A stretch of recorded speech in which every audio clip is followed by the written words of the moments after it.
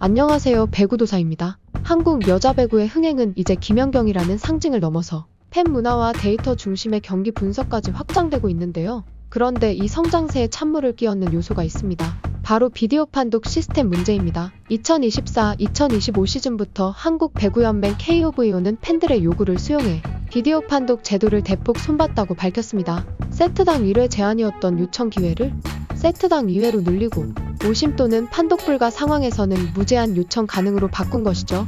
한마디로 억울한 상황이 생기면 심판의 잘못을 바로잡을 기회를 더 주겠다는 의도였는데요. 또 하나 경기장 전광판의 비디오 판독 장면을 실시간으로 노출하기 시작했습니다. 판독이 진행되는 동안 관중들이 직접 화면을 보며 이해하고 함께 판단할 수 있도록 말입니다. 겉보기엔 판정의 공정성과 투명성을 확보하기 위한 개혁처럼 보였죠. 하지만 문제는 이 시스템이 현실에서는 반대로 작동하고 있다는 데 있습니다. 첫 번째 문제는 무제한 요청의 남용입니다. 이 제도는 원래 오심을 줄이기 위해 도입됐지만 흐름 끊기용 전술로 악용되는 사례가 적지 않습니다. 상대가 분위기를 탈 때 일부 감독들은 의도적으로 비디오 판독을 요청하며 호흡을 끊고 상대의 집중력을 흐트러뜨립니다. 현재 여자 배구 챔프전은 5세트까지 가면 팀당 최대 10회 판독이 가능하죠. 성공하거나 판독 불가일 경우 기회가 남기 때문에 이론상 10회가 아니라 그 이상도 가능합니다. 물론 성공해야 유지되지만 실패하더라도 팀당 기본 2회의 시도권이 있어 감독들이 흐름 끊기용으로도 남용하는 사례가 적지 않습니다. 일부 감독은 경기 흐름을 조절하기 위해 공격 실패 직후 곧장 비디오 판독을 신청합니다. 흐름 끊기용 비판 전략, 이제 팬들 사이에선 필승 전략처럼 회자되기도 하죠. 두 번째 문제는 불명확한 판정 기준입니다. 비디오 판독 시스템이 도입된 지 10년이 넘었지만 아직도 판독 후 도대체 뭘 보고 저렇게 결정했는가 하는 반응이 많습니다. 대표적인 예가 최근 흥국생명과 정관장의 챔피언 결정전 1세트였죠. 24대 23의 중요한 듀스 상황에서 흥국생명 이고은 선수의 오버넷이 선언됐습니다. 하지만 원심은 정관장 정우영 선수의 오버넷이었고 비디오 판독 요청으로 판정이 뒤바뀌었습니다. 여기서 팬들이 분노한 건 명확하지 않은 장면을 근거로 원심을 뒤집었다는 점인데요. 비디오 판독의 원칙은 명백한 증거가 없으면 원심 유지입니다. 하지만 팬들은 이번 판정이 그 원칙조차 지키지 않았다고 주장하는 것인데요. 논란이 되자 김세진 한국프로배구연맹 경기운영본부장이 직접 노트북을 들고 기자실의 상황을 설명하는 장면이 연출되기도 했는데요.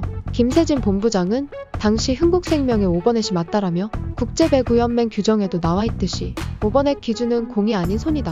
상대의 경기를 방해하는 상황이라면 오버넷이 맞다. 흥국생명 선수의 오른손이 네트를 넘어간 것이 화면에서 확인됐다. 세터의 토스가 먼저고 상대 블로커의 손이 넘어간 상황이다. 판정 과정에서도 5번의 판독이 이뤄졌다라고 말했는데요. 그러면서 정규 시즌, 챔피언 결정전 등 관계없이 오늘 상황은 첫 세트가 끝나는 시점에서 나온 상황이었을 뿐이다. 판정은 정확히 했다라고 전했죠.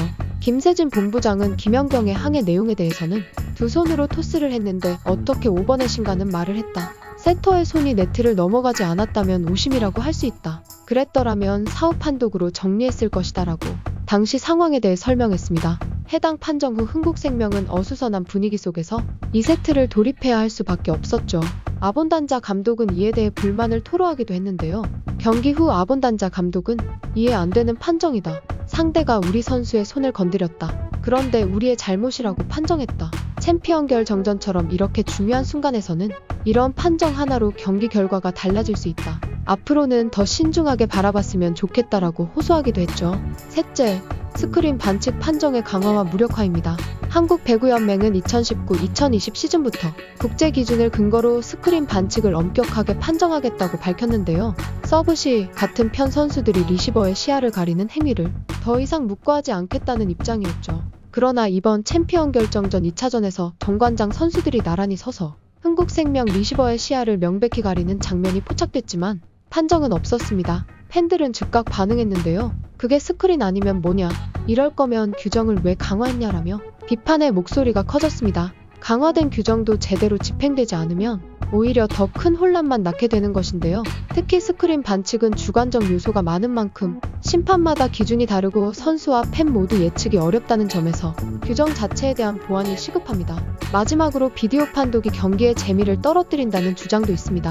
경기 흐름이 끊긴다. 지연 시간이 너무 길다. 재미가 없어졌다는 비판이 늘고 있는데요. 한 세트의 테크니컬 타임 이외에 팀 타임아웃 4회, 비디오 판독 4회 이상이 들어가면 고작 25점의 세트에서 최대 10번 이상 흐름이 끊깁니다.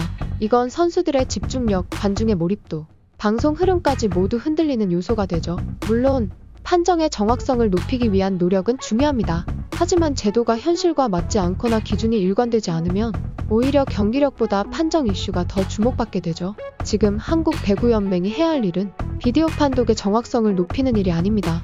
일관성과 명확성, 그리고 신뢰를 회복하는 일입니다. 그렇지 않으면 아무리 명장면이 나와도 팬들의 기억엔 비디오 판독 논란만 남게 될 겁니다. 오늘 이야기는 여기까지입니다. 앞으로도 더 깊이 있는 배구 소식으로 찾아뵙겠습니다. 구독과 좋아요는 큰 힘이 됩니다. 이상 배구도사였습니다.